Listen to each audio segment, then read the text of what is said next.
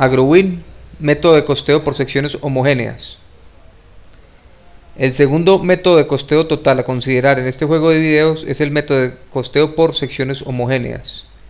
Se trata de un método muy utilizado en el sector manufacturero, con amplias posibilidades de uso en el sector agrícola, que prácticamente se ha limitado al uso de los menos precisos métodos de costeo parciales, como el método de los costos directos tratado en un video sobre el tema. Para entender mejor el método, recordemos que en el método completo o por absorción existían dos categorías de centros de costos de producción: los centros de costos productores y los centros de costos auxiliares. Además, los centros de costos auxiliares distribuían una sola vez y directamente sobre los centros de costos de producción. Un detalle del método nos muestra que ciertos tipos de costos señalados en azul tienen un cubrimiento que sobrepasa los centros de costos de producción y alcanza a otros centros de costos auxiliares. Tal es el caso de la maquinaria o la infraestructura habitacional, que pueden afectar también centros de costos auxiliares como vías, bodegas, linderos, riegos, etc.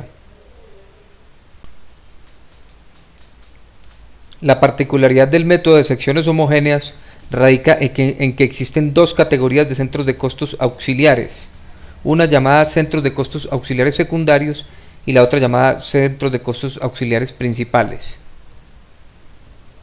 El planteamiento del método define entonces una estructura de centros de costos de producción de tres niveles: los centros de costos productores, los centros de costos auxiliares principales y los centros de costos auxiliares secundarios.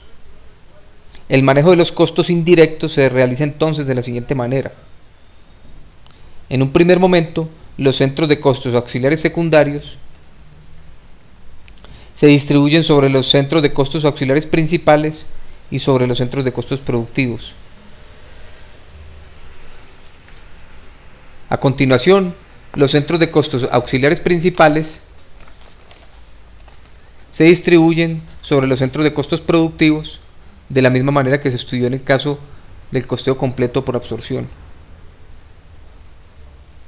Ejemplos de centros de costos auxiliares secundarios pueden ser la maquinaria y equipos, que pueden repartir sus costos entre varios centros de costos auxiliares, como los linderos, las vías de comunicación, los sistemas de riegos, o directamente sobre los centros de costos productores, ya que la maquinaria y equipo pueden utilizarse en ambos tipos de centros de costos de forma indiscriminada.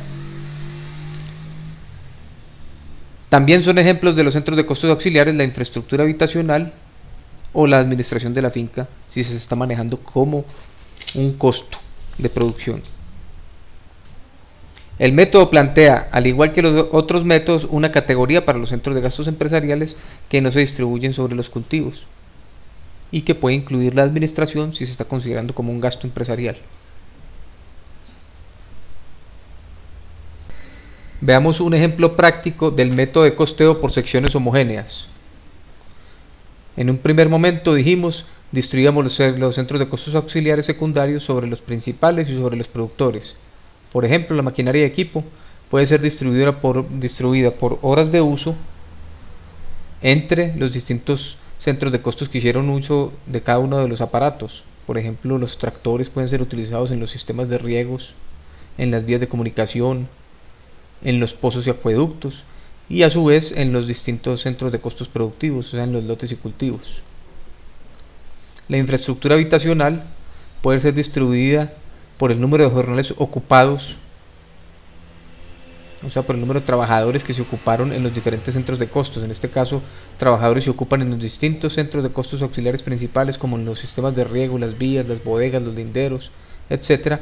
Y se ocupan también en los diferentes lotes y cultivos. Por lo tanto, la infraestructura habitacional puede ser distribuida en función del número de jornales ocupados por cada uno de estos centros de costos en un periodo de tiempo.